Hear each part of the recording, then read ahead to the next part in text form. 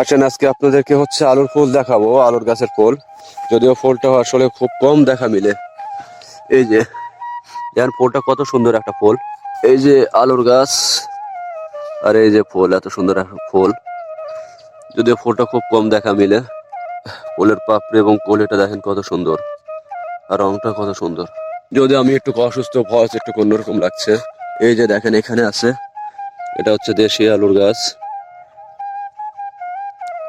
অনেক সুন্দর ফুল, ইয়েলো চারিধার দেওয়া আছে হালকা করে হোয়াইট, খুব সুন্দর লাগছে কালারটা।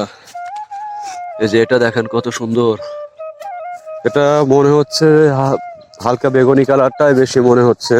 তারপর আপনারা হচ্ছে একটু কমেন্ট বক্সে জানাবেন। এই যে আলুর গাছটা দেখেন, একটা গাছ কত বড় হয় আসলে আলুর গাছ। এই যে দেখেন গাছটা অনেক বড়। একটা জমিতে কয়টা ফসল আসলে করছে দেখেন। এখানে আবার আছে ধনিয়া পাতা।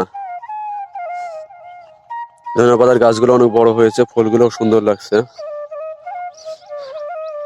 আর এখানে আছে রসুন, আর ওই পাশে হচ্ছে পেঁয়াজ লাগাবে।